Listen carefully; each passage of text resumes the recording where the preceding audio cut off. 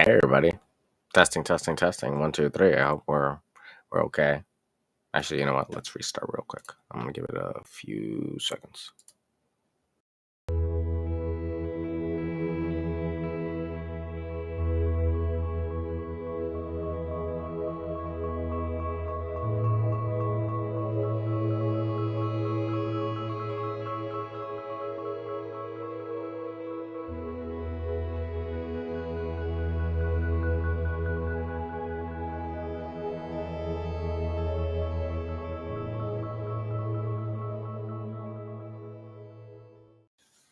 Good evening, good evening, good evening, ladies and gentlemen. Thank you so much for bearing with me and these technical difficulties. My name is Hugo Quintanilla. This is the live where we teach you a little bit more about real estate, 15 to 20 minutes a day to learn how it can improve your life and the life of those around you. My name is Hugo Quintanilla. I am your licensed realtor in Maryland, licensed with Long and Foster, North Potomac, Rockville, as so implies the name. And phone number 240-389-4846. Email hugo@lnf.com. Website yourrealtorhugo.com. And I hope everyone's been having a great day, enjoying the snow, having a good old time over there. The shoveling hasn't been too bad, and that you have been digging out accordingly. It's going to be pretty cold the next couple of days, but we're going to have a pretty warm spell next week. So, gotta love Maryland weather. But, ladies and gentlemen, today we are covering day 20 of the 30-day home selling blueprint. And about 10 days ago, I kind of hinted at the fact that day 20 was going to have something a little bit more special. Um, the reason that day 20 is special is because at this point, your property should probably already be on the market. And I don't know if you've picked up on that or if you've kind of noticed that a lot of the things that we had, the discussions that we had, I didn't really bring up like, let the thing go to list. Like we've been talking about moving. We were talking, you did your part. I've been talking about your part as a home seller, what you can do to improve your listing. But your realtor also needs to do their part. So I left a lot of the stuff out that a realtor would handle and take care of because really that's what we're here for, to do that stuff. So if you've at this point followed the guide by day 20, really day 20 is just a recap of um, everything else that we've done and really finalizing the last few details of the transaction. Theoretically, day 20 is the end of your transaction. It's the last day where we talk about the logistics and the last little bit of your transaction um, towards the close. So, really, at this point, congratulations. You have actually gotten your home ready for listing in 2024. You did it in less than 30 days and you did it all by yourself. And then when you needed the help, you got contractors to do it, you got help, you got realtors to come in and assist you. And that's how it's done. That's how you start to build confidence in what you're doing in real estate and also in your portfolio. So, congratulations. At this point, you are in great shape. Now, if the market's right and if all the stars align and we really get the eyes and ears and people to visit the property, we will be on the best road to having a great listing that sells quickly and a smooth transaction. So there are always things that are unforeseen that may happen, but we hope that by this point you've done so much to prepare for the things you can control that the other things are just bumps in the road if they do happen to come around, but we hope they don't. So let's jump into day 20 so that we can save you some time and you guys can enjoy your weekend. And that will actually also mean that this guide will basically no longer continue after today. We'll be going back to a regular new topic every day, probably discussing something that is pertinent to me and my world. But if you like this guide and like more of these guides, please let me know. I was actually thinking of maybe doing a few other kind of monthly events, not weekly, monthly events, with you, and putting those up in a special little portfolio for everyone, since um, it seems like a lot of you like these collection of things that you can kind of go through and see every day. So I really, if you like them, I would love to produce them for you. So um, I appreciate everyone that looks at this stuff and throws a comment and a like on it. Really, it means the world to me.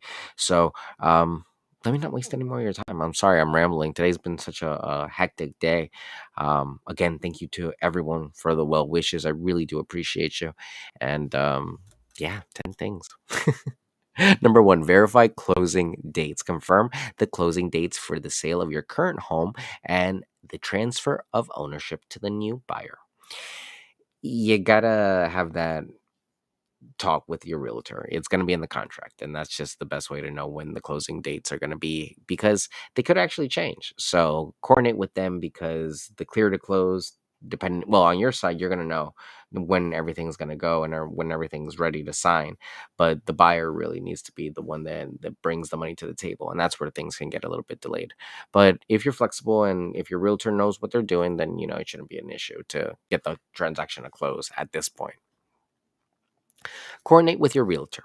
Communicate with your realtor to ensure all necessary paperwork and details are in order for the closing process. They're going to have you fill out a couple of forms, probably your identification, where you would like your check, how you would like it, who you are, where you are, probably some detailed information to some degree. Most title companies have a verified portal that they use, so be very, very careful. Talk to the title company about what their best practices are when it comes to handling money and handling their information. But most companies have their own portal for security reasons. So look into that. That can make a big difference. You are entitled to um, elect a title company, but I say that with some strain, because it really is buyer's choice. And if you get an offer with another title company, and it can be presented that way, so it's you can't deny someone because of that. So it's something you got to keep in mind. If you do want to do the paperwork with a certain company, say you have like some sort of transaction with them already in the works, then by all means just make sure that it's disclosed. Confirm move out dates. Verify the official move out date, ensuring it all aligns with the closing and transition plan. Now, if you have a buyback period, and we haven't talked about this at all, because buyback periods can be a little tricky. They are, in essence, allowing a seller to sell their home and live in it for X amount of days for X amount of money as a security deposit. If everything is done accordingly, then the move out is done with a walkthrough, and then there's some sort of you know conversation about if there's any damage to the property.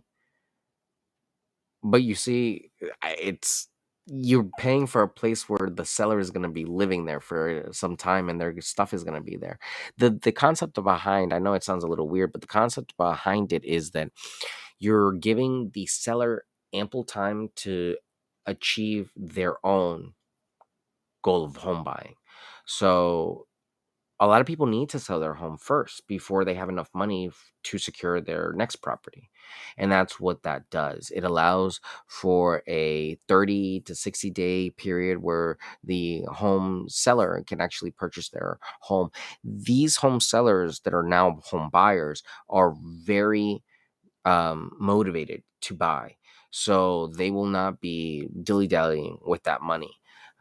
But it's basically, and we talked about this one time, contingent, one contract being contingent on the other contract. So it's a little precarious situation. You don't really want to be like that, because bird in hand is better than two in the bush. But sometimes that's all you can do. It's You need to leverage your financing, and it's not ideal, but it's what a lot of people do, and it works sometimes. It's just, you be careful. You don't want to put all your eggs in one basket and then have the basket break.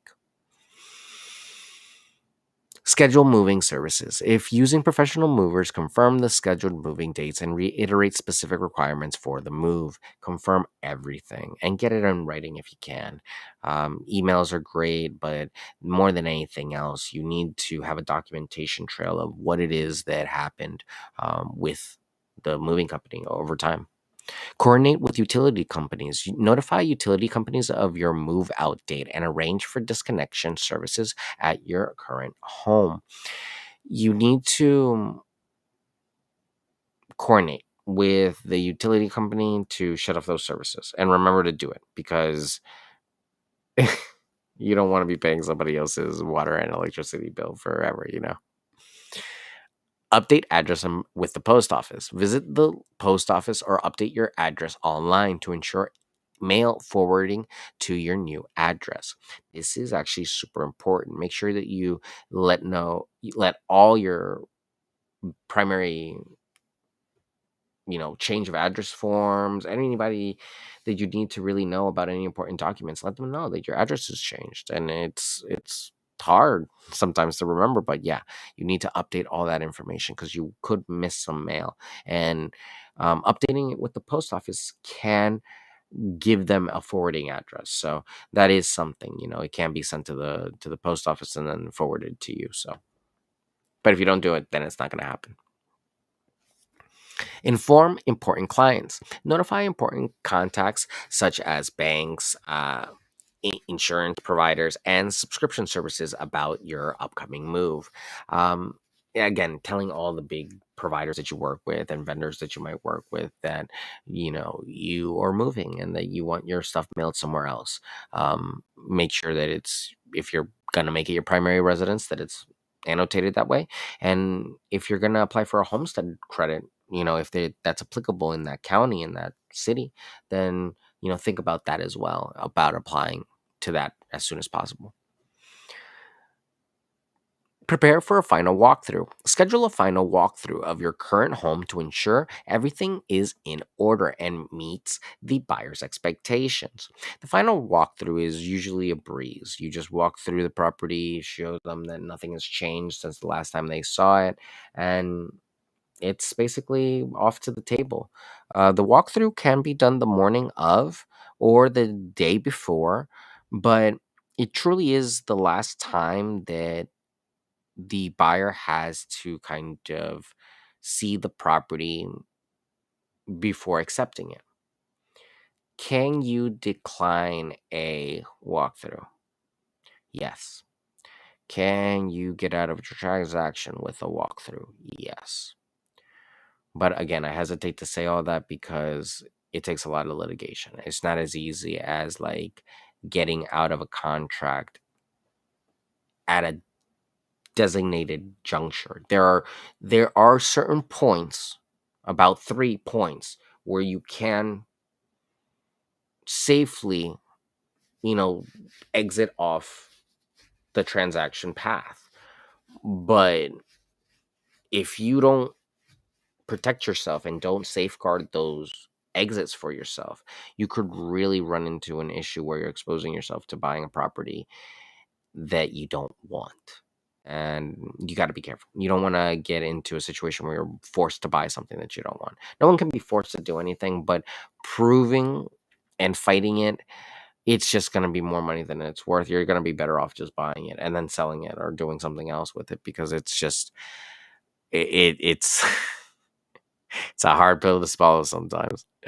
At any rate, um, lastly, pack essentials bags. Pack a bag with essentials for the moving day, including personal items, important documents, and basic necessities. This is alongside the boxes that we had with the essentials, but this is a little bit more catered to you. You know, your toiletries, your hair gel, your face, your makeup, all this stuff. Make sure that you have that in your own little bag so that you feel comfortable in the new space. Getting comfortable in your new home is by far one of the hardest things to do. So people underestimate that all the time. And last but not least, share moving day plans. Communicate the moving day plans with your family members or anyone assisting you with the move, ensuring everyone is on the same page. And that's really it. A couple of those you've seen before, just because moving is really the biggest issue. Coordinating with the moving company, making sure that everyone's on the same page with your realtor, yourself, and the moving company is by far the most difficult thing. We're talking about it because it's a lot of money, and it's also a lot of effort. A lot of people's days revolve around those specific events, and it can be time consuming. We want to make sure that they go off without a hitch, and that we need to coordinate together to make it happen in a smooth fashion. That let's do it. Let's go talk. The best thing you can do is talk to your client. Well, I'm sorry, talk to your realtor like a person and just tell them what you need, and work with them to achieve that. I can't mind read. I need to be able to communicate with you, and you need to be able to tell me what you need so that I can work with you. I can, to a certain degree, tell you, give you the best experience possible, and then I can give you my best practices. But if there are certain things that you need, certain um special things that you might need, of course, please let me know. So, to recap, ladies and gentlemen, today the 10 things for day 20, the last day of the guide, is finalize packing, label boxes. Oh, I'm sorry, that was the wrong day. Verify closing dates, coordinate with your realtor, confirm move out dates, schedule moving services, coordinate with utility companies, update address with post office, inform important contacts, prepare for final walkthroughs, pack essentials bags, and share moving day plans.